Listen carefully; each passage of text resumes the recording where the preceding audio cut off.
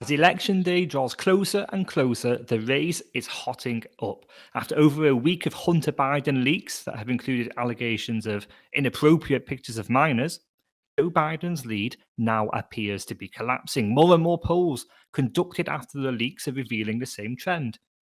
Donald Trump is surging, Joe Biden is receding.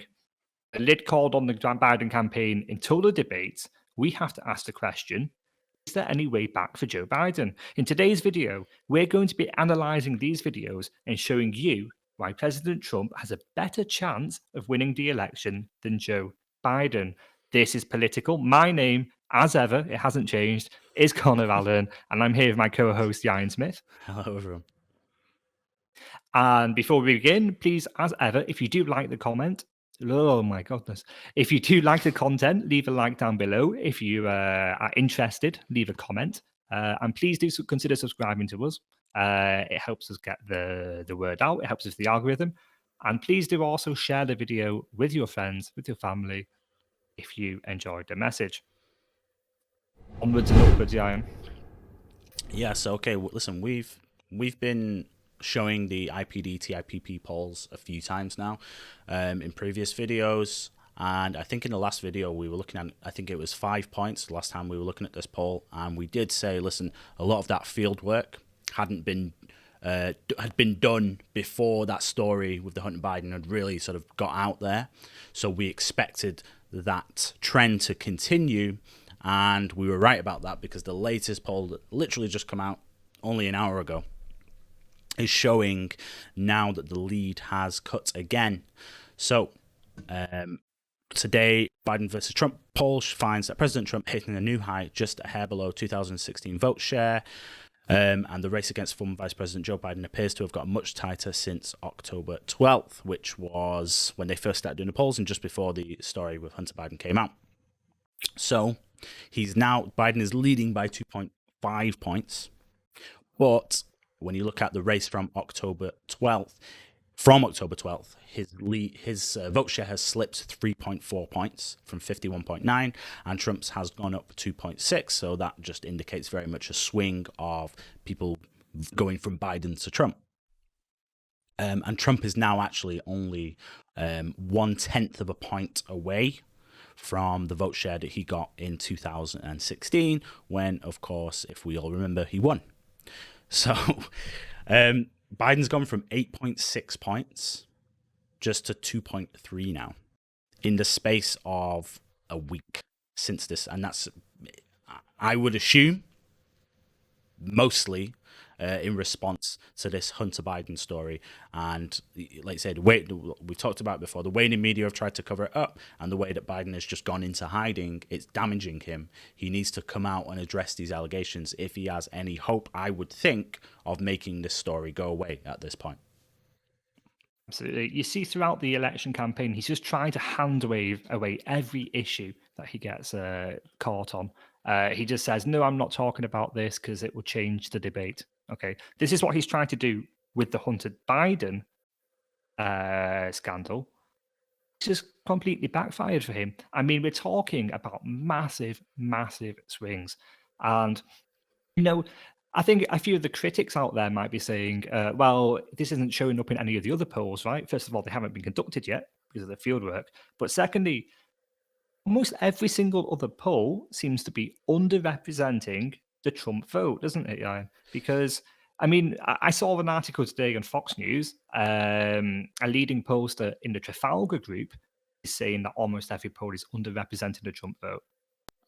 Could it be the case that this poll is the only one correctly identifying the secret Trump vote? Well, there are a few pollsters. There's this one, there's the Trafalgar Group, as you said, and there's the Rasmussen.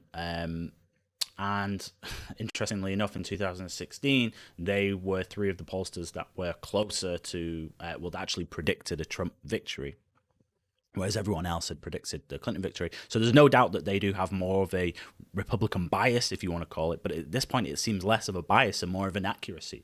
It seems like you said, the other polls aren't taking into account that shy Trump vote. They need other ways of figuring out where people actually intend to vote, or who people intend to vote for, other than just simply asking them the question. And that's what people like Trafalgar Group do. I mean, as well, if you look at, look, these are the polls from the end of the last race. So the last polls that came in from the last election in 2016. And if you actually look at who's leading, they all basically show Clinton leading, which of course she did win in the end by 2.1 points. But if you look at, YouGov, ABC, Fox News, they all overrepresent the lead that Clinton has. Then you've got the IBD, TIPP. They actually are the only one that didn't overrepresent the Clinton lead.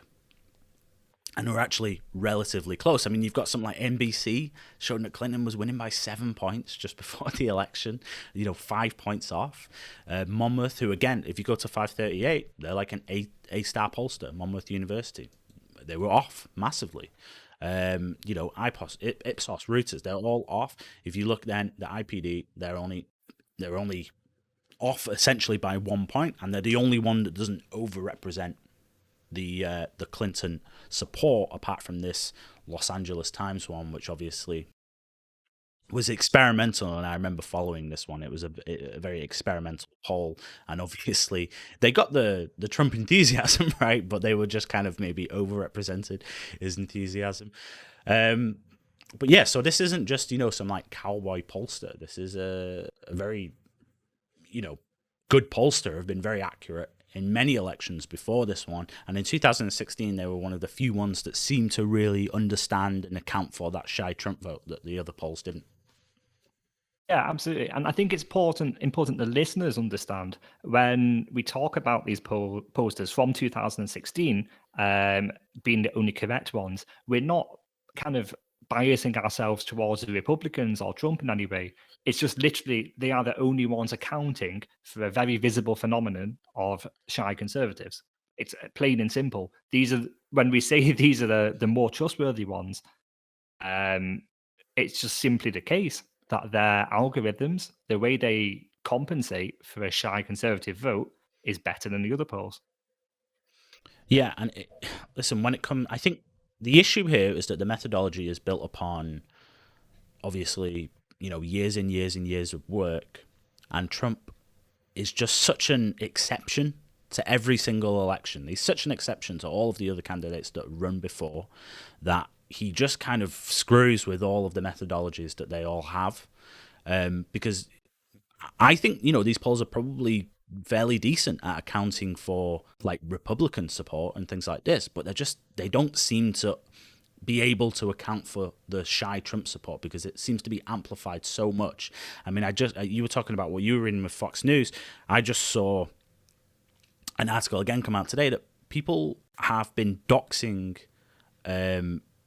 people who have got yard signs, Trump yard signs in their front garden. Cool. They've been doxing them so that they can burn down their house, saying that they're going to burn down their house after the election. I mean, it's no doubt that there is just so much like volatility and polarization in this election, more so than any other, just when it comes to people who support Trump, not Republicans, but people who support Trump. There is just all of this aggression and people that want to commit violence against Trump supporters, that of course they're going to hide their vote, and more so than any other election before. Yeah, absolutely. And it's just terrifying, isn't it? But this is what's feeding into those polls. This fettered aggression to what, not only does it create the phenomenon of the shy conservative vote and amplify it, it also means that more and more people are seeing this violent approach from particularly the left wing. They're just rejecting it, aren't they? People don't want to be labeled as a progressive, because what is a progressive? A progressive is someone who burns down someone's house for having the wrong sign out there. Yeah. This is how they're defining themselves now. A progressive is somebody who looks at the hard drive leak and says, "Nope, that's fine." I mean, it just doesn't resonate with the American people, does it? No, definitely not. And as well, we've just got to remember this. Okay, listen, we're talking about a lead here for Biden, but Trump has that electoral college advantage, and we've shown this tweet before, but it's Nate Silver, and obviously he runs 538. He does like a bunch of different stuff with Poly, but his models show, regardless of whether or not you think Biden's leading or not, we do know that Trump has that electoral college advantage. because it's very tight in those swing states. And we saw that obviously in 2016 when Clinton won, but Trump still won the Electoral College. It's the same story again.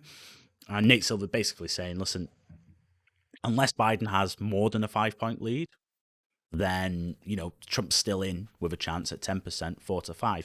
But if this poll's right, then actually Trump is more likely to win the election while still losing by 2.5 points at this point. So right now, this poll, just on a national scale anyway, seems to indicate that Trump has the advantage right now after this story. So Biden has to do something. He has to do something quick, it would seem. Or he can just kind of hope that some of the more, extreme polls that are showing him ahead by 10, 15 points or whatever are accurate, in which case he probably can continue to ignore it, and he'll still be fine on election day. I guess we'll find out in about 2 weeks' time. I mean, we've seen it, haven't we? He's chosen to ignore it. He's called a lid the previous week of campaigning to prepare for a debate. I mean, he's taken a week off couple of weeks before the election. Like, come on, Joe. We all knew you were sleepy, but this is really taking the mick now, isn't it? And we've said this several times throughout our coverage of the campaign. His actions just smack of someone who thinks it's already in the bag, who's taking the voters for granted. Yeah, definitely. And that's a common sort of sentiment you see, I think, among a lot of Democrats and a lot of Democrat voters as well. This idea that if you in any way bring any attention towards the negatives of Biden's campaign or his message or him as a candidate himself, then that's just wrong. You're not allowed to do that because Trump's just so evil that anything that could help him is bad, even if it's something that you are kind of morally obligated to point out, especially as a journalist, right?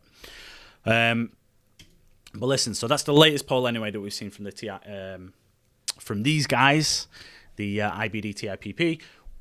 Again, like you said at the beginning of the video, we've not really seen many polls come out yet. I've seen a few, but a lot of them as the field work is done quite early on, so we're still waiting for some kind of like concrete idea to see if this trend is happening in other pollsters. As and when that information does come out with more polls, we'll obviously break that down and analyze it for you. So if that's something that sounds like you would enjoy, then as always, please consider subscribing, and thanks for watching.